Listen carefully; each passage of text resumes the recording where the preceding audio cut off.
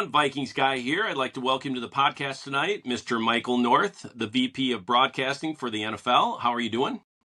I'm doing great. Thanks for having me on. Yeah, no, it's a supreme honor. I thank you so much. Like I said, I kind of came at you blindsided here, and I just appreciate your graciousness with it. It's nice to have you on. You know what? I love talking about this stuff. I feel like most fans, if they really knew the truth, you know, Mm. we wouldn't have all the conspiracy theorists out there. We wouldn't Yeah. just convinced the league office has it out for anybody. Nothing could be further from the truth. And lucky enough to be part of this team for coming up on 30 years now. And the fact that people are interested and people like you care about it and want to talk about it, Yeah. I'm always happy to do it. So why don't you, for the audience here, just explain exactly what you do? Because there's people coming in and say, who is this guy? Why don't you explain it kind of, not exactly, but just sort of in a specific way, what do you do for the NFL? Yeah, I've been with the league for 30 years now. Started Mm-hmm. the group 100 years ago when email addresses and websites were still kind of brand new to people. Got around the building as the computer nerd. And when the broadcasting department was looking to automate the scheduling process, back then they were still doing it entirely by hand, one game at a time on that pegboard that Val Pinchbeck, the legend, used to use.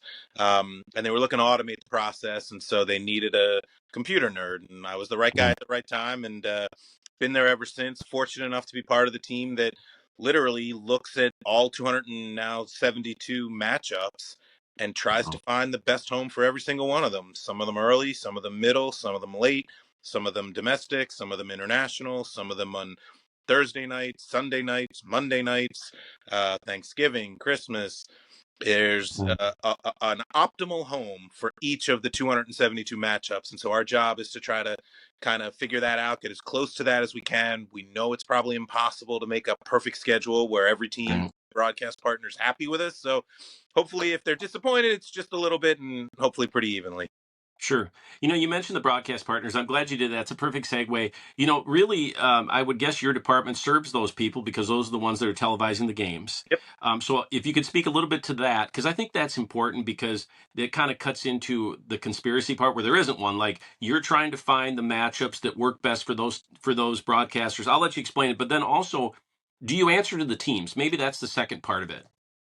Yeah, I'll take the second part first. The league office, works for the 32 NFL teams. It's a not-for-profit. Every dollar that the league office makes goes out to the teams, chopped up 32 ways. And so these 32 partners, really, Mhm.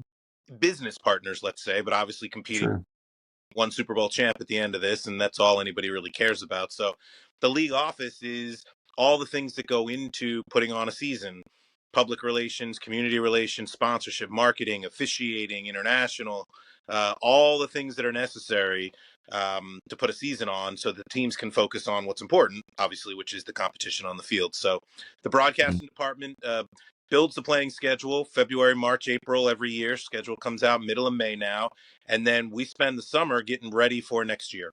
What rules do we need to change? What timing procedures have to adjust? Which network partners are changing talent or production, sideline reporters? Where are we going to put cameras? Where are we going to get audio? How do we make the television product as good as we can make it? The overwhelming majority of NFL fans interact with us through watching on television. Very few actually get to go to games. So it's Right. all about a television product. How do you make that television product as good as you can make it? And so the playing schedule is all about putting the best games in the biggest television windows so that all the fans can see the games that they're most interested in. And then during the season, our group goes out to games every weekend and we work with the folks standing on the sidelines, the folks in the press box, the PA announcer, the officiating department, the producer and director in the television truck, everything that goes into what amounts to, an event, a broadcast, an entertainment opportunity for fans. We want it to go as smoothly as we can. So build the schedule, put the games in the right place, go to the games, make sure they get broadcasted as well as they possibly can. And then by the end of the season, if the crystal ball wasn't super clear, that's where flexible scheduling and the TBD pools and all the kinds of stuff like that, trying to get those teams that have maybe played their way into some additional national exposure, work with our television partners, work with the teams, and adjust the schedule as necessary so the best games get the biggest audience. There's so many things. Like I could spend 3 or 4 hours because I'm a bit of a nerd with this stuff. Last year, I broke down the schedule and I got a few games right, but I didn't. Of course, it's like Dart. What is the league thinking? Last year, I don't think there was a lot expected of the Vikings. Speak a little bit, and we'll go back because there's one more thing I want to hit on. Speak a little bit about when you are pushing around like the Christmas, Thanksgiving, primetime games. How do you say from year to year I mean, there's the stalwarts, the Cowboys, the Giants, the bigger markets, Rams, but how do you pick? I mean, how do you do that? Because I would guess every team would love to have. I mean, I work at the stadium, at US Bank Stadium. I'd love to have primetime games every week. Some people don't like it. I would love it because the excitement, everything's just different, right? But how do you guys? That's tough. How do you do that? Yeah, look, there's a balancing act here. All the broadcast partners, they all pay a significant rights fee, and they all want the very best games. Everybody Mm, wants Kansas City, Dallas. Everybody wants Green Bay, Pittsburgh. Everybody wants, Baltimore, Kansas City. Everybody wants the very best games. And so the job, at least in the scheduling terms, is to dole out the very best stuff evenly, fairly. yeah. So Hmm. look at the Viking schedule, and you know that every game in the division means something, and it's important, Sure. and it has a history of delivering good ratings. So each of those 6 games are going to matter. We rotate into the NFC East this year, so each of those games are going to matter. We rotate into the AFC North this year. Each of those games are going to matter. That's an awful lot of good Vikings, Packers, Lions games, Bears games that we have the luxury, really, of doling out to all of our broadcast partners and to all of our fans. So the whole dance is really trying to balance everybody feeling like, all right, we didn't get everything we wanted, but we got enough of what we were hoping for. And everybody feels, at least in May, we got a fair shake. We got a good schedule. We can compete with this. We can Yeah. sell advertising. We can justify the money that we're spending in rights fees, because a few years from now, we're going to ask everybody to open up those checkbooks again. Want to make sure everybody feels like, investing in NFL football and broadcasting NFL football is a worthwhile business venture. Yeah. And kind of segueing into part of that London situation or London or Dublin or the overseas games. How do you feel? Because to me, I kind of felt like the NFL doesn't necessarily stick the marquee primetime game over in London. And you might disagree. I just a personal fan opinion that the games over there are not like Dallas Giants, or they don't take a divisional game and put it over there. Is that intentional? I guess is maybe just the divisional games. Rarely. It happens sometimes. There's been a Colts Jaguars game. There's been a Jets Dolphins games. Obviously we're playing Chiefs Chargers in Brazil. Like division games Sure. go overseas. Your point is valid though. If you think about the job from the broadcasting department, wearing my schedule maker hat, if the whole idea is put the best games in the biggest windows where we can deliver the most audience, Right. 9:30 Eastern time Sunday morning on NFL Network, 6:30 a.m. Pacific. That's probably not our best viewing opportunity Sure. for fans. So probably not the best place to deploy your very best assets. But a few years ago, when we sent the Chiefs to Germany and they went with Miami, it was probably the Chiefs' sixth or seventh best game that year, Oh. and it turned out to be something bigger than we all had expected, and we kind of tested the ceiling of what that 9:30 a.m. window could do. That Chiefs Dolphins game got to 11 million people. That's what a Thursday night Wow. game or a Monday night game could get to. So I think you're starting to see, as we continue to commit to more international games and really more markets now, um, hopefully maybe a slight uptick in the quality of the matchups that we're distributing Yeah. internationally, and hopefully from that will come additional viewership, and fans are getting kind of used to and conditioned to, oh, this is one of the weeks, 9:30 a.m. Eastern time, NFL Network, there's a Europe game. The more of them we have, the more likely fans are to be conditioned, yep, this is another week where there's a Mm. 9:30 a.m. Eastern time game. And then you can start putting some better games in there because the viewership will probably follow along. Yeah, my daughter and I, she was 18 then, but we went to London last year, and we billed it as kind of the once in a lifetime trip to London to watch the Vikings. Don't be so sure. Right, correct, Amundo. We should have been best friends before tonight, Mike, because she leaked out to me a couple weeks ago. Well, Dad, I heard that the Vikings are going to play the Steelers in Dublin, and I go, No I way. can't, yeah, I can't believe it. These kids in their social media, right? I said, What are they? there's just they wouldn't do it, right? And then and we'll get into that about the specific leaks, how they go out. But then it was like, oh, she sends me a thing right away in the morning on the 13th. Dad, the Vikings are going to Dublin and they're going to London, and I went, not that I don't want to go, right? But it's a bit of a budget blaster It, in my house. it is. Um, It's the last million that's the hardest to earn, I suppose. But Anything anyways, for the kids, right? yes, Anything for the kids. yeah, Look, that was interesting this year because the Vikings yeah, obviously knew they were playing the Steelers on the road, and they knew the mhm, Steelers were hosting in Dublin. So I talked to the team and said, "Hey, look, it's a possibility you go to Dublin with the Steelers." Obviously, they can look at the schedule. They knew they were going to Cleveland. They knew Cleveland was hosting a game in the UK, and said, "Hey, it's a possibility you go to London with the Browns." And it was actually Commissioner Goodell who said first, "Do you think they would double up and go twice?" And yeah, I thought there was no way, quite honestly, especially having just been there last year. But they had such a good experience over there last year. You were there, you saw it. mm, Most of these Europe games, especially in London, the stands look like a rainbow, a kaleidoscope of all 32 team jerseys. yeah. We're building NFL fans, but you wonder if we're actually building, fans of certain teams. That Vikings game last year in London opened a lot of eyes. That building was 80% purple. That was It was. home game. Yeah, And so you're yeah, not building NFL fans, you're building Vikings fans. And so now right, the Vikings are thinking, wearing both hats, wearing the business hat. sure, We're building a brand in the UK. We were just there last year. Let's keep the momentum going. Let's go over there again. And if we play these two games back to back, we'll spend that whole week between them. I don't know if they're staying in Dublin to practice, if they're going to the UK to practice. mm, I don't know what they're doing, but they'll be over there for that whole week. And maybe they can have open practices, and maybe they can have marketing events and meet and greets and all yeah, that stuff to continue to build the brand. So wearing the business hat, I totally get why they'd want to do it. Wearing the football hat, this is probably a better conversation with, the coach and general manager than with me, but sure, I would think that they're looking at the possibility of going to Cleveland and to Pittsburgh in December, in the snow, in the cold, in a hot against their fans. Yep. road environment. And now you get Mhm, to take both of those games, put them in neutral sites, and put them early in the season and get them over with. yeah, Probably some strategy to that too. So I'm sure as the Vikings went from open-minded to willing to eager to do this, yeah, there was probably a lot of thought about, hey, this might not just be good for the business side of the house, but right. also for the football team. And maybe you can't say this. How this is the one thing as I was thinking about and I don't want to get too wrapped up in the international game. I'm going again, so just I've already bit the bullet. I got it all booked Yeah. because, dude, I've been to like 85 games. Like I said, I work at the stadium. I've been to Lambeau. I've been to Chicago. I've been to Kansas City. I've been to a lot of places. But um, with that whole Dublin thing, how long ago was if you maybe you can't say, but how long ago was this floated to the Vikings? Like, is this when does that usually? Late, When do those conversations happen? late to the Vikings. I mean, it had been worked on probably for a couple of years. Our international group, Peter O'Reilly, Matt Shapiro, that whole team, they're looking 2, 3, 4 years out.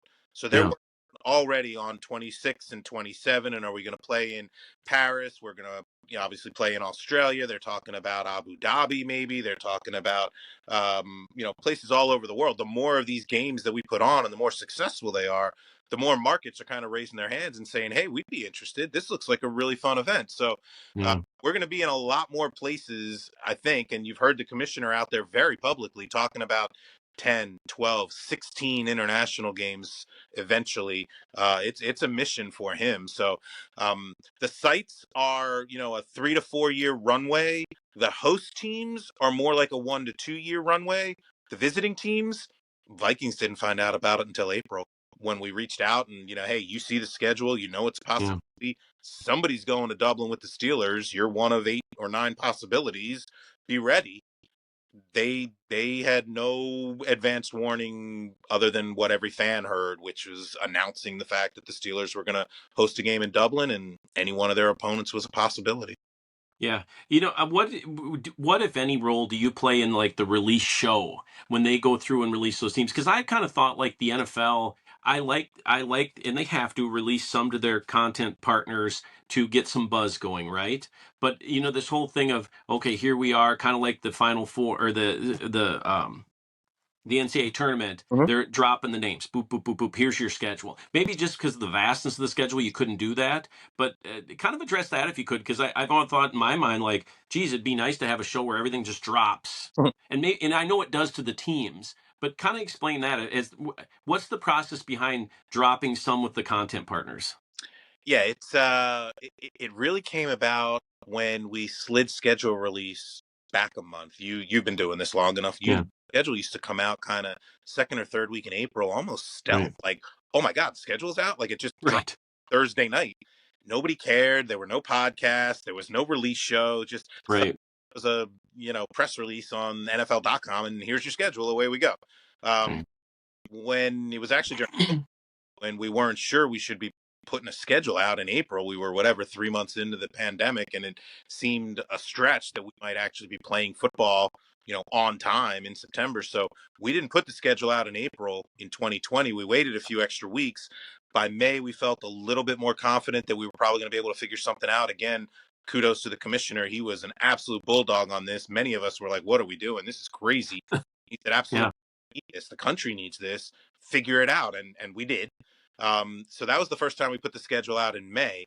Now that the schedule comes out in May, it happens to coincide with our network partners' upfronts, which is when they sell the vast majority of their advertising for the fall season. Yeah. So to give them like a little bit of a breadcrumb, a little bit of a story, a little something to talk about during Yeah. upfronts and kind of help grease the skids with their advertising, we started giving each of the network partners one game.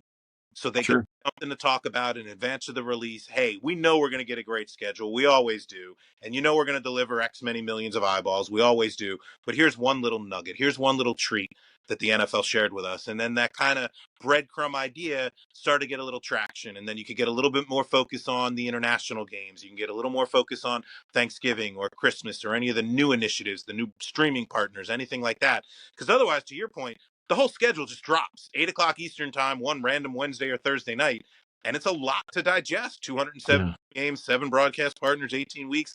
It's a lot. So the little breadcrumb idea kind of came about as we moved a month later. Everybody sort of gets a little extra kind of buzz, a little more traction for some of the big. Right. And as far as the timing of it goes, the schedule came out this year on a Wednesday night, which means the teams got their schedules on Tuesday because they had to get ready. They had to do ticket pricing, have everything ready to go online. They had to do their social media executions, which Love those. Love them. and then the networks get it on Wednesday morning so that they could get ready with their press releases and everything they need to do. And then Wednesday night, it hits the whole world. And it's interesting because on Tuesday and Wednesday, the teams get their schedules, the networks get their schedules, but they only get their own. So they're reacting only to what they know Okay. is just their own schedule. Then Wednesday night comes, the whole rest of the thing drops. Now they see what everybody else got, and they almost have to react. And so we have to take a new round of phone calls. Hey, I thought I was good, but now that I saw what that guy got, I'm not as good, and here's why. So it's really a 3-day process for Yeah. everybody to just visualize and internalize and compartmentalize everything that Right. is bundled in here somewhere in these 272. Right. Well, you mentioned, thanks for that answer. That's great. You had mentioned too, like there's the gathering of information. NFL stadiums oftentimes are dual purpose. And so, do you have a team of people, or how is the information collected for like, hey, there's Monster Jam at US Bank Stadium in October, so we can't put it here. Or there's a concert. How do you guys collect that data? Comes from the clubs. Every year, once the 272 are known, we reach out to all 32 teams and we reach out to all 7 media partners, and everybody gets to submit their wish list. For the teams, the wish list, it's pretty evergreen, right? Everybody wants to open at home, close at home, primetime game, Yeah. mid-season bye. Nobody wants to go to Florida in September when it's 110 degrees. Nobody wants to go to Lambeau in January when it's -10. So Yeah. all the team forms are very consistent with a Right. caveats. One, stadium availability. And if there is an event in US Bank or SoFi or MetLife or anything, this is the Right. team's opportunity to let us know. We do our very best to accommodate it and work around it. We can't always, right? At some point, the NFL schedule, the integrity, the structure of our schedule has to take priority. So we can't accommodate every ask, but we don't know what we're solving for until they tell us. So the teams give us their stadium wish list, and they also give us the stuff that they're thinking about, and they have very long memories. And hey, it's been X many years since we opened at home, or Y many years that we've had to play on the road for our short week Thursday, or why do we always go to Green Bay in week 18? Like whatever it is, this is the club's chance to let us know this is what we're focused on. It would be great if you could pay a little Yeah. attention to it. Hopefully they're not telling us something that we don't already know. I hope we're tracking things like short week Thursdays, bye weeks, week 18, open at home, close at home, all that kind of stuff. But the clubs will remind us if we kind of owe them one, and our broadcast partners, like or they're making their list of the top games. And so we take all that input from all the clubs and all the broadcast partners and then kind of close and lock the door once kind of March 1st rolls around. And then it's heads down for 2 months, just grinding through every possible one of these schedules we can think of and look at, and hopefully Yeah. a little better every day and get to a winner at the end. That's a great answer. I'm going to bail you out a little bit on this next question, but for gosh sakes, I know there's a rhythm and a rhyme to it, but why do we have to go to the Vikings? Why do we have to go to Seattle every year It does feel and play them on the road? I know. Explain because here's the thing. What I think would be helpful to the average NFL fan, and I'll let you answer. Okay, um, is if there was a cheat sheet, because I know there's the six divisional games home and away, and then as I understand it, wherever you finish in your division, then you play your conference partners in that position. Is that correct? Like, for instance, the Vikings finish second by and large, then they play the second place team in the East, the South, and the West. almost. They play Almost. they play Yeah. higher division, like you said. That's 16 Mhm. home and away. Bears, Lions, Packers. That's fixed. Yep. They play one entire division in the NFC. So this Yes. year they're playing the NFC East. Two home, two away. 1, 2, 3, 1, 2, 3, 1, 2, 3, East, Southwest, East, Southwest, East, Southwest. And when you play them the second time, you flip the two homes and aways. And then Okay. you play two games by standings. To your point, if you finish second in your division, you're already playing the East. So you got to play the second place team in the South and the West. You play an entire division in the other conference, two home, two away, and then there's one standings based game in the other conference as well. The best way to think about this, explain it to people when they're like, what do you mean we're doing it for the third year in a row? The best way I can explain it to people is it's a rotation and it's standings based, but it's not just year to year. The best way to think about it is because it's a 1, 2, 3, 1, 2, 3 in the conference, and obviously a 1, 2, 3, 4, 1, 2, 3, 4 in the other conference. That's a 12-year cycle, a 12-year rotation. Mhm. You'll play every team in the league once home, at least once home and once away. If for those 12 years the Vikings and the Seahawks both finish in the same place in their division for all 12 years, first place, second place, whatever it is, if they play each other every year, six home and six road over that 12-year stretch. That's the best Okay. about it. In a 3-year window, it might be three in a row on the road or three in a row at home. But in a 12-year window, if you keep playing each other because you keep finishing in the same spot, the combination of rotation and standings base over 12 years, six home and six road. Yeah. That's a great, I mean, there's so much when you get into it, thank gosh there's computers, right? Because you've done it a long time, but just to sit here, it's sort of Well, mind spinning. yeah, Yeah, it is. And you always ask yourself back in the old days, Brady and Manning, like every year they're going to play. You just kind of set your watch to it because they always finished in first place and that's how it always turned yep. out. So it was either Does by yeah, rotation or by standings, and if they kept winning their divisions, which they did for all right. years, they kept playing Yeah. each other. And there did feel like a run where it was 3 years in a row it was in New England, or 3 years in a row it was in Indy. But over the course of that 12 years, if they played each other, 6 and 6. Does the NFL release any sort of cheat sheet on that? Like, hey, here's how we do it. It's almost surely on NFL.com. I know it's in the record and fact book. It's public knowledge. I mean, like Yeah, I said, there's three standings based games. That means there's 14 by rotation. That rotation hasn't changed really since 2002. So you sure. 14 of your 17 opponents for the next 12 years, the next 24 years, unless or until we change something or add an 18th game or Mm. expand or realign, or unless we change something, 14 of your 17 for the next decade. Yeah, that's a good point. And I guess some of that stuff you don't really look into until you kind of get in that position. And, like I sit on TikTok at night and I have these conversations. Why do we got to play in Seattle? And, it seems like we always play in Green Bay in December. And it's like, hold on, hold on. That's not always the case. But it can kind of feel like that in that short gap of time because people, today, if some dumb politician does something, 5 minutes later, another dumb politician has done something, and the news just kind of moves it away, right? That's the way this works is almost to the satisfaction of everybody. If something weird happens, in 2 weeks, something else weird will happen and it's yesterday's news, right? By Friday. Yeah. Do you think that let me ask you this, how quick do you think we'll end up adding another game to the season? It's a fair question. I know there's been a lot of talk about it. Look, we were at 16-4 for 40 years. We've been at 17-3 for three. right? Mm. I don't know that it's coming tomorrow, but there's obviously been a lot of chatter about it, and the commissioners have been very public about it. I mean, look, as fans, why wouldn't we want to trade a preseason week for a regular season week? Of course we would. And yeah, you could add a second bye for everybody and actually add 2 weeks to the season, and now we get 20 weeks of a regular season. Like, as fans, that all sounds great. As a member of the scheduling team, that's pretty daunting. It takes an already Yeah. infinite solution space and doesn't just double or triple it, but exponentially increases the number of options for each of these games. And I'm not sure 2 buys is a fait accompli. I know there's been a lot of talk about player health and safety and all that kind of stuff. It is a long season, but I think the injury data actually says that you're most susceptible, you're most vulnerable to an injury coming off your bye week.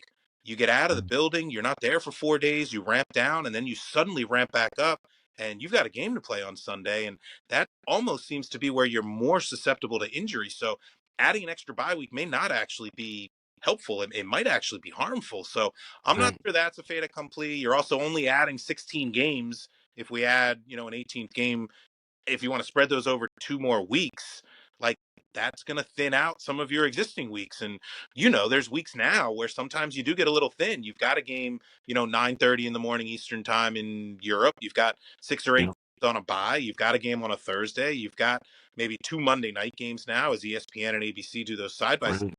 Sometimes you get a little thin on a Sunday afternoon for CBS and Fox, and now we're going to cram 32 more buys into those weeks. Like, that's a little worrisome to me, just about what that schedule might look like. I'm sure we'll figure it out. I'm sure cooler heads will prevail, and we'll do the right thing for the fans and for the players. But I don't think it's imminent. I don't think it's in the next year, and I'm not 100% sure that we're going to be adding a second buy when we add that 18th game. Yeah. Do you get a lot of feedback in your position or in your Yeah. department from?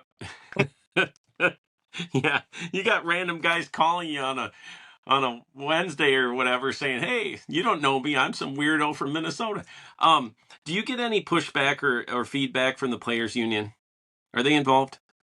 They're definitely involved, not so much directly to the scheduling team. They certainly know where to find us. Our boss, Hans Schroeder, is the EVP of media. He runs all the media deals. He is the, guy in charge of schedule making. He's at every owners meeting. He is front and center. They certainly know where to find him if they really had an issue. Most of that kind of runs through the competition committee. And, Mm. there's been years when we've had, pretty detailed conversations about, is this fair? Is this right? Is this unfair? Is this, the whole job here, like we said, is to kind of maximize viewership. And with that is probably going to come with it some, competitive inequity, some team pain. If we can push the viewership higher, maybe we'll bring a little more team pain with it, but there's probably a line we shouldn't cross in terms Right. of team issues. We'll walk right up to that line. I hope we don't cross it, but um, Right. there's not like a daily, hey, don't forget, you can't do this to them. That's kind of more on us. We're Yeah. for the best schedule, quote unquote. That best Sure. schedule doesn't ding the same teams the same way over and over again. It doesn't have teams playing in, competitively inequitable positions over and over again. If there was something that were truly, truly onerous, truly unfair, I'm not even sure we'd hear it from the Players Association before we'd hear it from Vegas. If you started seeing something like, coming off your bye or coming back from international or coming Yeah. from Seattle on a Monday night or whatever it is, and you see the line move by 3, 4, 5 points, that's telling you something. We've got a whole, integrity team watching those lines. Nobody has seen anything yet that, something jumps off the page and say, oh, we absolutely can't do that to a team as part of scheduling. Good teams overcome challenges. Bad teams will, blame everybody. Correct. Yeah, it's interesting. Speak, if you could, a little more about the Vegas side, because as the NFL has crept sort of more towards the legalized gambling things, that has changed a lot. I think it's changed a real lot. And then having the Raiders in Vegas, speak a little bit to that, because that integrity team, talk about that, because I think most people wouldn't know that any of that exists. Yeah, look, there was a reason why not just the NFL but all the professional sports leagues fought so hard for so long against legalized sports betting, and that was because of, this history that we all are familiar with of, gamblers and shady characters and people, whatever, shaving points, throwing games, whatever it was. You still hear some buzz about stuff like that now and then. It's usually the college kids getting caught up, or whoever that NBA referee was a few years ago. Sure. Thankfully, the NFL's been pretty clean. And I think it's because of this diligence. I think it's because of this constant monitoring, constant reminding. You can't really get involved with gambling and you know still play in this league or work for this league. So you got to be really careful. They drill it into our heads. Everybody knows darn well. Um, that being said, we know a lot of fans enjoy it, and that's a way that a Hmm. lot of our fans do interact with the National Football League. And from where we sit as a scheduling team, the whole idea here is to put the games where the fans who are most interested in them can find them. And obviously, you put the biggest games on prime time, everybody can. Yeah. But on a Sunday afternoon, if there's a predominant number of people in Oklahoma who are watching Browns games because they were fans of Baker Mayfield from college, well, maybe we should put some more Browns games on in Oklahoma. If there's an awful lot of people in Minnesota who, when the Vikings aren't playing, are betting on the Chiefs, maybe we should put the Chiefs games on in Minnesota. Every time a fan, interacts with the National Football League, they're telling us something, right? Every Yeah. time they click a link, every time they buy a ticket, every time they buy an airplane ticket to go overseas, every time they Correct. bet, every time they change their fantasy football quarterback, every time they buy a hat or a t-shirt, every time they follow somebody on Instagram, they're telling us what's important to them. It's our job to listen, and every data set hopefully can make us just a little bit smarter. That's how I think about that dating data, the betting data right now. It's a data set that helps us understand what our fans care about. Yeah. Is there, and I'm kind of bouncing all over the place, just as things come to me, is there a max number of primetime games that a team can play in a season? You know what? There was for a long time. It was literally written as that. And it was for two reasons. Number one, it was about the games that you were taking away from CBS and Fox. You remember the AFC on the road, Hmm. CBS, the NFC on the road meant Fox. And if you Yeah. were going to take a game for primetime, it was literally called a takeaway. It was in the network television contracts. There was a limit to the number of times you could take away each team, and Hmm. a limit to the total number of games that you could take away. When Right. we did the new television deals now, every game's a free agent. The visiting team no longer dictates who the broadcast partner is. So every game's a free agent. So the concept of takeaways has gone away. We still have a minimum commitment to CBS for AFC teams, to Fox for NFC teams. But if you're not on CBS or Fox, you could be anywhere. You could be in prime Yeah. time. You could be on the other network. You could be on a streaming partner. You could be in prime time, quote unquote, but like a 9:30 a.m. Europe game is technically a standalone national window. It's not prime Mhm. time. It's not a night game, but it's still being taken away from CBS and Fox. It's still a national window. So, you can play on a Saturday afternoon in December. That's not prime time, but Saturday night in December on the same day, Mhm. that is prime time. The whole prime time idea isn't even really a thing anymore relative to the Right. broadcast partners. It's really more about the fans. I know you said you'd be happy to go, all 8 Vikings games, home games one year, put them all in prime time. Not everybody feels that way, right? When Right. fans try Right. farther and farther away, which is a testament to our teams marketing themselves, fans driving 3, 4, 5 hours, asking them to come out in prime time over and over and over again, and then drive home in the middle of the night on a work night sometimes or a school night. Sure. That's a lot to ask. So we try to limit it no more than 3 or 4 home primetime games, and with that, no more than 3 or 4 road primetime games. So the max really ends up being about 7, but you can get that eighth every now and then, whether it's international or week 18. But it's basically about 7. Yeah, I've noticed in the last couple seasons, and I am not some sort of like expert when it comes to the schedule, of course, that the Packers have, and I just looked the last couple seasons, they've had a lot of like 325 games. Is that just because of the popularity of the Packers that kind of drives those 3 o'clock games? Yeah, here we go. We're talking about primetime games, and everybody wants them, and who got the most, and what's the limit, and which teams does the NFL league office love the most, who they put in primetime the most. The most watched window is that 325 Yeah.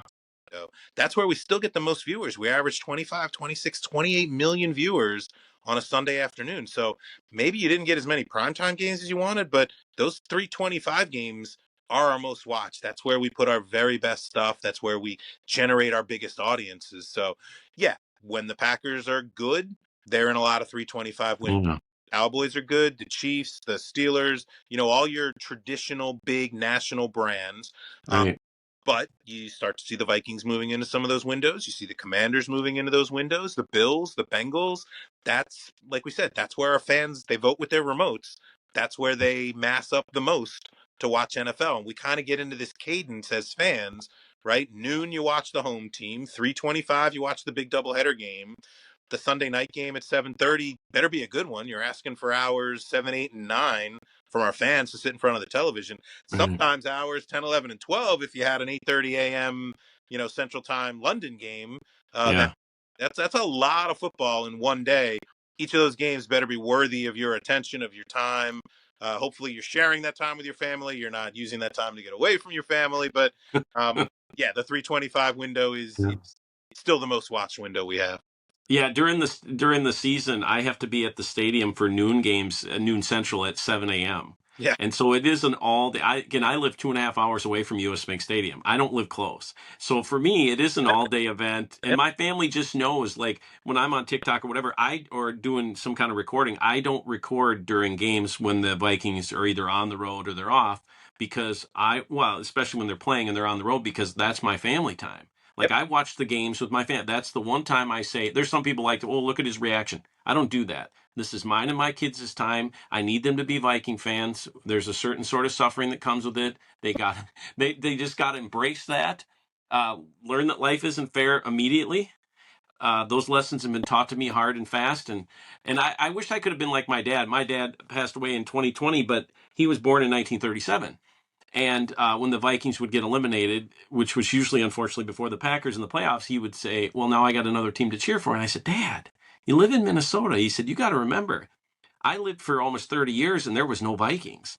yep. So I had to pick a team. And he said, I surely wasn't picking the Bears.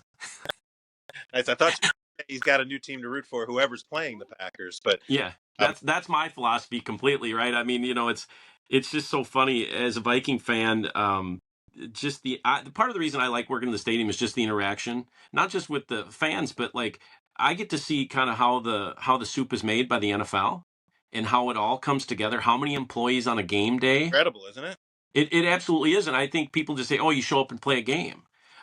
No, all the equipment, all the people working together, officials from the NFL, and speak if you could with the commissioner. I wanted to hit on this. I've met him a number of times. If you didn't know, in my opinion, that you were talking to the commissioner of the NFL, if he didn't tell you or you didn't know, would the average person even know who he was when he shook your hand? No, he's a very down to earth guy. Yeah, Played college football. He loves the sport. He's a you know he's a good dude. I mean, I know he's got this weird reputation, and people think whatever, most hated man in sports. yeah, He's a good guy. He's charming. He's approachable. He's down to earth. He knows people's names. He doesn't berate people or mistreat them. He pushes them hard, and he wants every yeah, best effort. He fully believes that our fans deserve that, and that's why you always see us trying to innovate, trying to get a little better, whether it's international games or flag football or women coaches, announcers, officials. Like, he's always pushing everybody, but not with a heavy hand, with a real belief in this sport and this product and how it can, like you just said, bring families together. You mentioned 2020.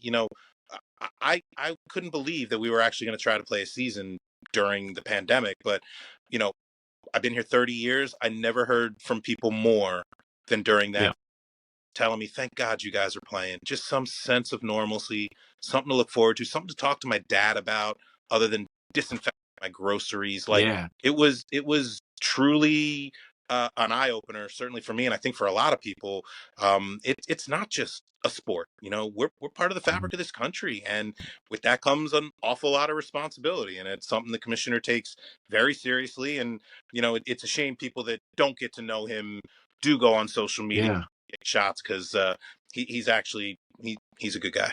Yeah, I think he's done an excellent job. And like I said, the first time he came to US Bank Stadium's first game, and that's the first time I ever met him. And I was just blown away by that. He kind of gave me a half hug and, hey, and he said his name. And I'm like, yeah, Yeah, I know. I know who you are. You don't know who I am. And um, so it's just funny. Last time I saw him, I gave him a hug because I said, that's my thing now. It's Yep. like, I Yep. tell my family that. They're like, what is wrong with you? That's Like, you're going to get fired. I go, that's not how that works. I mean, quite- he's such a nice guy. Yeah. guy. He really is, and cares so much about the Yeah, sport, about the players, about the teams. It is, he is nothing if not passionate. That is for darn sure. And it's infectious. And even though, like we said, people go on social media and take shots at him, those same people, if they see him in the building, they yeah, hug, they want a selfie. Like he's a bit of a celebrity, bit of a rock star. yeah. Yeah, no, you're right there. And going back to the schedule real quick, the interesting thing that I heard the other day that the NFL in their scheduling wouldn't allow two road games to start the season. Is that fair for a team? Or No, have there been teams? Is happens that all, rule doesn't exist? no, happens Okay. all the time. We wouldn't do 3 road games to start the season. Okay. That's like Three road games. through it Yeah. was on and your building wasn't available or something like that. But Yeah. no, 2 consecutive road games to start the season happens all the time. Probably 4, 5, 6 teams a year. This year, 4 teams: Giants, Yeah. Tampa, San Fran. Um, 2 away to start, 2 away to finish. A 3-game road trip, a road after a road Monday. All the things that a coach or general manager might look at as a challenge. Uh, Sure. Try to manage those. Make sure they don't fall on the same teams the same way over and over and over again. Yeah. Did the teams come at you at all about the position of their bye? Do they Yeah. have a say? But what is? It's probably pretty split. The one year the Vikings went to London, they won, and then they played the next game. What's the difference in philosophy now, where the last 2 years they've taken a bye after that? Yeah, it's not up to them anymore. That's the difference in philosophy. Okay, very First good. started with the international Yeah, series, was it 2006? Probably. I can't even remember. It's been a while. yeah, But when we first started with the international games, it was so new and challenging. I don't want to say disruptive, but different. So everybody who played internationally came back to their bye. And yeah, then after about 3 or 4 or 5 years of that, certainly like for the East Coast teams, you go to London, you're playing in the afternoon over there, the morning over here. You're back in your facility that night by midnight, 1 sure. like that's better than going out to play San Francisco or Los Yeah, Angeles, Seattle. So the London games especially, and maybe to a slightly lesser extent the Germany games, have become almost routine. And so what we did in the latest round of the international resolution, where teams agreed again to give up, one home game every X many years, hmm, also agreed, hey, you don't have to put our bye after every international game. So it's a little random. The buys move around. Sometimes you get an early one, sometimes you get a middle, sometimes you get a late. Maybe it's after your international trip, maybe it's before your international trip. They just kind of move around. Random's a terrible word. I hate using that word because nothing's, sure. but it does. It's a bit like a blank Scrabble tile. You can use it to cover a lot of different things. And maybe it's a stadium Right. block. It's the marathon in Minnesota. Maybe it's coming back from 2 weeks over there in Dublin and the UK. Maybe it's late in the season because you had the week 5 bye last year. Don't forget, you also get those Thursday games, sometimes two, like you guys have this year. You could get a little mini bye, a little 10 days after that short week Thursday.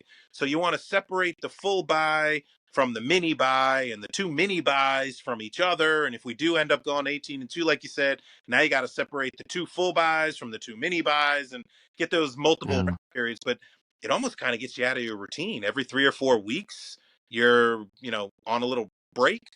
I don't yeah. know if it's better or worse, quite honestly. Yeah. I have to say, I think you did a pretty good job this year, you and your team, with the Viking schedule.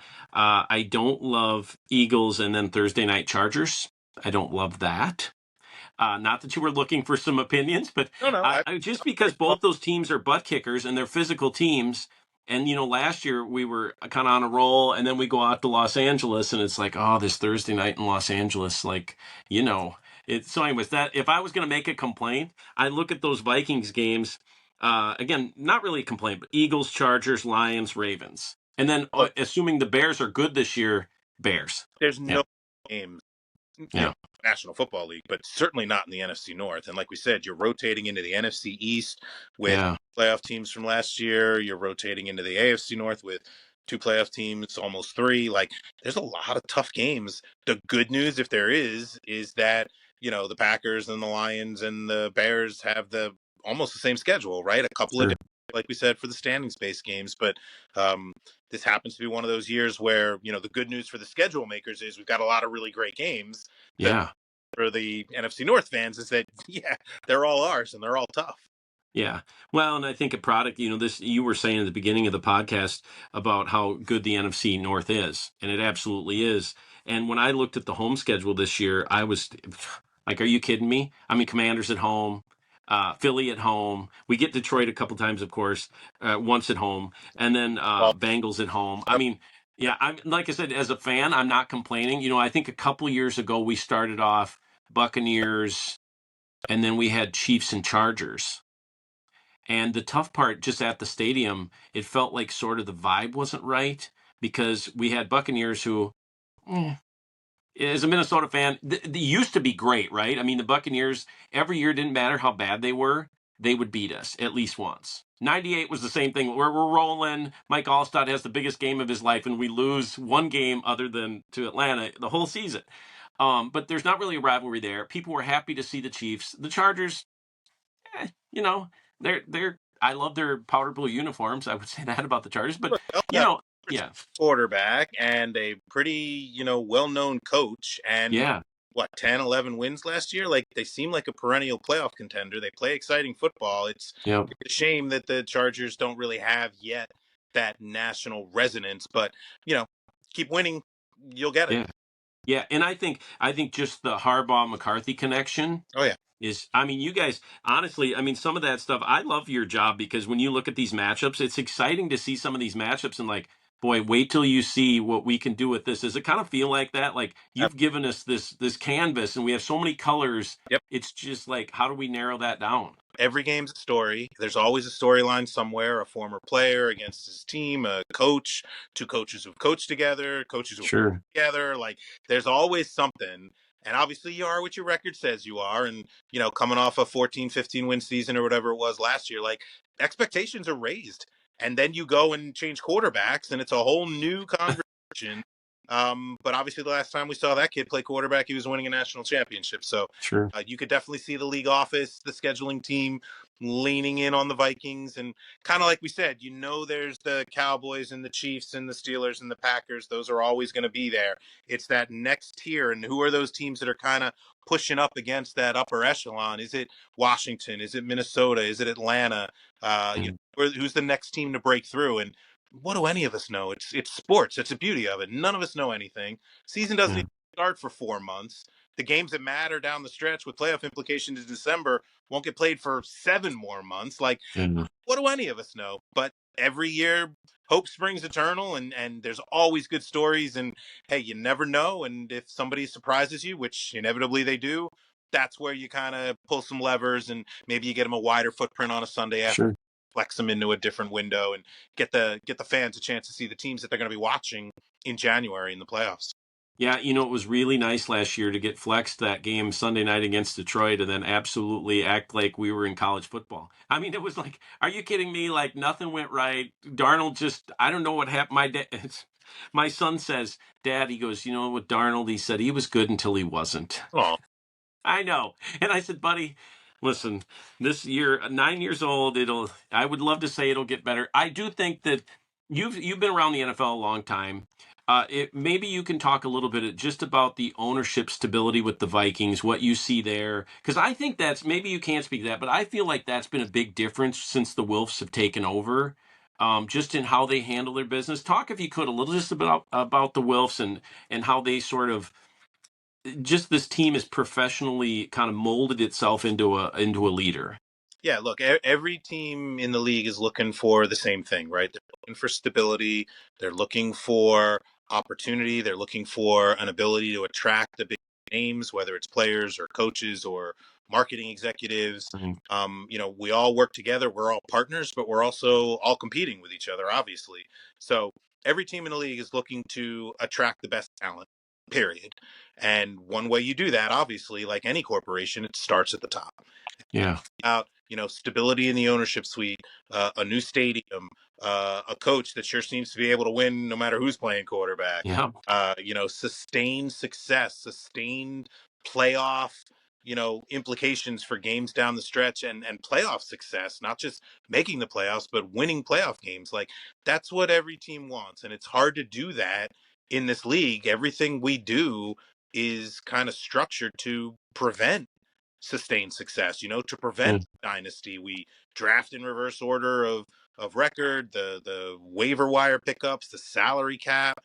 everything we do in this league is really about regression to the mean. And the dream, at least for me, is everybody 8-8 going into the final week of the season. Yeah. That would be awesome. Like, Yeah. everybody's in it, everybody's got a shot. Nobody should think in May on schedule release day that they can't compete. And I don't think you have that in the NFL. It's the beauty of, there's always a Cool. worst to first. There's always 3 or 4 new playoff teams year over year. It does make you, even more impressed and respect when a team can really put it together, like the Chiefs have done, or the Patriots did for all those years. It's Yeah. really hard when everything is stacked against you to be dynastic like that. To be able to do it is impressive. And like we said, it starts at the top. It always does. And you can see that obviously with some of the other teams in the league who, Sure. a jolt of new energy, new ownership can really shift the whole vibe. And you start Yeah. different talent both on the field and off. It changes everything. So I think the Vikings are well positioned. They've got the owner, they've got the coach, they've got the stadium. We'll find out if they've got the quarterback. Great. These are the things that it takes to be successful for sustained periods of time. Yeah, you're right on with that too. You just look at the sea change in Washington. I mean, new owner, which was wonderful. And I talked to Jonathan Allen at the draft. He came into our draft party at US Bank Stadium, and I said to him, I go, what do you think about Minnesota? He goes, it's great. He didn't want to talk too much about former ownership, but he said the owners in Washington were great. But he said, I visited Minnesota and I saw the training facility and I was just blown away by all the stuff that's going on here. Byron Murphy Jr., this probably didn't catch a lot of national press, but when he came here from the Cardinals, one of the things that stuck out most to him was that the Vikings didn't charge him at the headquarters when he would eat. For food. Yeah, correct. And so those little things, though, I mean, the Vikings I've toured their facility. I mean, they got all these different suites where they're offering different kinds of foods. They have a specific food that they serve if the players want it based on cultures around the world that live the longest. They actually have a diet, which is, I can't remember the name, Blue, maybe it's Blue Diet. But it's kind of one of these like, who thinks of this stuff and who puts this all together? And yeah, I blushed a little bit about the Vikings because I love the ownership. I love the Wilfs. The COO is great. Andrew Miller. And what's funny too is last year I was at a game talking to the COO and he says, hey, are you going to London? Because he walks around and just talks to people. Nobody even would know who he is. Nope. And he just walks around and talks to people. And I said, yeah. Well, he saw me a couple seasons ago in Soldier Field. He says, wait, do you work here too? I said, no, I'm just here. I'm just here visiting, right? And so anyway, so I'm talking to him. He goes, are you going to London? I said, I am. And he said, maybe we will run into each other Yeah. in London. I don't And know. I said, listen, man, I would love to be in your circle. My circle, maybe not so much. It's fairly meager. It's fairly common man stuff, which I'm happy with, right? And he goes, John, you never know what can happen, right? So my daughter and I are standing at Big Ben, and she goes, we ought to go get a picture in front of Buckingham Palace so we can make a little Christmas card. I have other kids. She's the one that came with me. That's a whole thing. And so we get over to Buckingham Palace, and I'm talking to this guy from Germany, and I'm talking to a guy from England, and we're just having a conversation. Guy comes up, puts his arm around me, and it's Andrew Miller. And I'm like, what are you doing here? And he says, I told you we'd run I into told each you. other. I hope he's in your Christmas card. Did you get a picture of him? I did, yeah, of course. Him and his wife, of course. I said, no, here's the thing, no one would believe it. When we had the Final Four in Minneapolis, I was helping some FBI guys do some security stuff, and I'm standing there, and Charles Barkley knocks me over. And I thought, God, he's my favorite player of all time. And I thought, I shook his hand. Oh, I'm sorry, young fella, Charles. And he says, I got to run. Well, and I shook his hand real quick, and I thought, gosh, no one's going to believe me. I go take the FBI guys back up to the main concourse. We're standing there, and I get a boop, boop on my phone. And it's a picture, and it says, from your friends at the FBI. And So it's a picture of Charles Barkley and me shaking hands. nice. And I'm like, that's cool. Yep. How did they get Photo. my I'm sure number? I've got one for you somewhere. Yeah, I'm like, where did you get my number? And then this guy comes walking up, the head FBI guy, and he says, how'd you like your picture? And I said, well, I love it. I'm a little like Little. scared and nervous. Yeah. And he says, well, we're the FBI, right? I look over and he points to my buddy. My buddy had given him my cell phone number. Oh, And I That guy was not getting a Christmas card the next year because I was terrified. He goes, John, we're the FBI. And I thought, oh, geez. But it's just the people you run into or whatever. So, And they're all down yeah. there, right? I mean, most Oh, people you'd never know, like you said, very unassuming. And then yeah. like, hey, who was that? And I was like, that's one of the most powerful people in business, in sports, in this country. Correct. You'd never know. It's good, Yeah. right? It's awesome to see that Yeah. guys who really could. You wouldn't be shocked if they were maybe not as cool as they turned out to be. And it's always good to see when the people up there breathing that rare air are actually still good people. Yeah, well, and in my position, I can't ever take pictures with people because I'm not supposed to, right? It's not professional. I totally get it. I'm down escorting one of the players down to the players' lounge last year, and there's Josh McCown because he's our quarterbacks coach. And I said, "Hey, I'm John." He goes, "I'm Josh." I said, "I know who you are." Kind of like that, because he threw that pass to Nate Poole in the end zone and knocked us out of the playoffs. That's Everybody right. knows that story. Yeah, yeah. And he goes, "Boy, you people have a long memory here." I said, dude, I said, it's funny. My brother was at that game and he ended up in the Sun Devil drunk tank at Sun Devil Stadium because he got into a fight. I said, that is the sort of thing that just, as Viking fans, just sticks out. We've had a lot of great memories, but boy, those are the ones that just burn into you and never leave until we So get that Super we Bowl. don't remember the good stuff. We always remember the bad stuff, right? Yeah, So yeah. That's just how it is. I kept you a long time here. I thank you so much for this. I hope you enjoyed it. I had a great time. I know you've probably done 1,000 of these. I would love at some point next season, if when we're all through this, if you'd love to come back when you're done with your no, obligations. nope. You know where to find me. Look, the truth of Yeah, we could talk about this in May, and thankfully, I think the uproar has died down a little bit. So, yeah, but it'll ramp back up again. And if we get into mid-season and there's some questions about, hey, how was it over there in the UK and Ireland, or what might happen with flexible scheduling or anything like that, yeah. um, or even as we get down to December, we start thinking about the playoffs. Anytime you want to talk, I'm always happy to talk to Yeah. you there. So, Like I said, I appreciate that, and you were right. I want to piggyback on what you said. When you work around the NFL, kind of the peripheral, like I do, you do meet a lot of really interesting people. And I can say I've been at that stadium. This will be my 10th season. I have never had anybody treat me with anything but yeah, respect. you think The so? only time anybody ever freaked out on me is when we had a malfunction with our net that goes up to catch the field goals, and the NFL guys were calling my radio because they need the K ball back. They're not allowed to keep the K ball. And that 49er fan was Climb so up pissed. and Yeah. go get. And he's pointing at me saying, "You got to get the ball." And I'm like, the guy ain't going to give it to I'll me. try. But they really want that K ball. And those officials were very much, we need the K ball. And I'm like, what is it, filled with gold? But apparently they track them or something.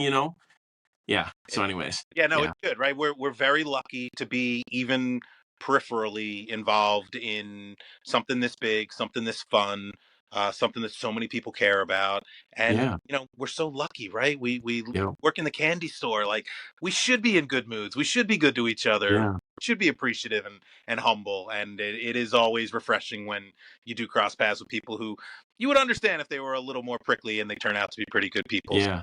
Yeah. I'm just like you. I love going out to games. I love shaking hands and kissing babies and talking to people like you. These are the people that care. Look, there is no NFL if it weren't for Right. you and like you said, your family's sitting there watching with you. Your daughter's getting on an airplane and going to games with you and bleeding purple every day. With Yeah. this is what happens with this sport in this country. It just becomes generational, Yeah. and we're really lucky. And I hope everybody's really appreciative.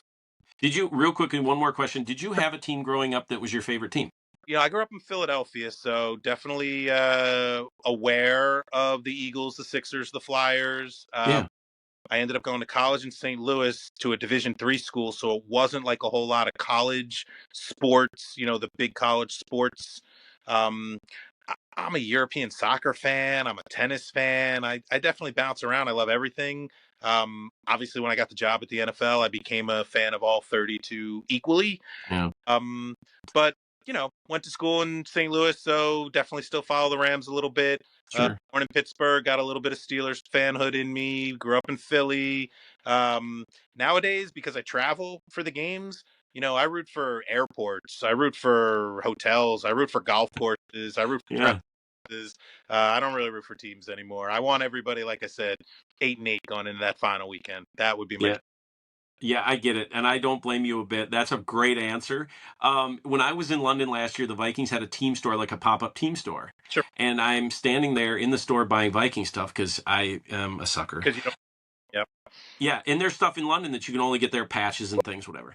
And I see this guy, and he's got this hand-me-down Bills pullover, Hmm. but he's wearing a Bears hat. You know NFL in Europe, right? It's like NFL brand NFL. Yep. Yeah, yeah. So I said to him, man, I said, what's the deal with, because, I'm that guy. What's the deal with the Bears hat? You're in the Viking store. And I shouldn't have. But he says, in his Russian accent, says, no, no, I Bills. I Bills. And I said, of course you are. And then I felt really bad because here this poor Russian guy's like, I don't understand why you're so furious with me. Like we love NFL. What do you mean? I go, sorry, dude. And my daughter's like, you can't do that. You don't know. Because you're right. When people show up to that stadium, there was a lot of Viking fans, but it's Browns, it's Raiders, it's Packers for a Vikings Jets game. So I love that. I think it's cool. Their fandom growing. One guy from Germany said, I learned everything I know about the NFL from Mike Florio because Sky Sports plays repeated episodes of his TV show over there. Nice. Yeah, I know, right? Like, Florio? Yeah, he sometimes says he's a Vikings fan, but he's hard on us, boy. He's like the Hard, mean dad that's trying to raise us right, hard on everybody, but Yeah, so, yeah, yeah. again, another guy though who just like, is part of the fabric, part of the machine, and Yeah. the fact that people do want to interact with a guy like that 365. And there's always stories, there's always something. I'm always fascinated. You go on to ESPN.com any time of year, and there's always an NFL story right at the top. You could be playing championship games in other sports. We could be deep into our off season, literally nobody in the facility, and there's always an NFL story front and center on ESPN.com. It has just become so big in this country, and like we said, we're really lucky. We should be appreciative. We Yeah. should share it. We should pay it forward, and we should be grateful. And hopefully someday our passion and our fanhood is rewarded with a Viking Super Bowl. Amen. You know what? I'm not going to say anything else. Thank you for that. My podcast is just one before I die. And, I was at that Philly Super Bowl in Minnesota where we lost in the NFC Championship and Philly came here. And I was kind of not upset with Philly fans, but like, that should have been us in our home Yeah. stadium. And then as the Eagles win the championship, I'm looking around and I'm seeing men, women, children, old and young, Right. crying, Yeah. and they are feeling what I want to feel. And I felt nothing but joy for those people because they were us. Yep. And that's that NFL family. Like, Got it. you may have your issues with whatever, but to see a man 75 that I wish my dad could have saw this, Yep. right?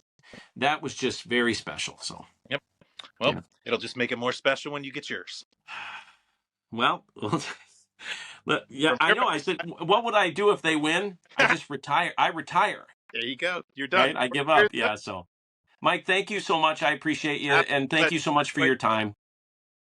Take care. Yep. Have a good night. Skol.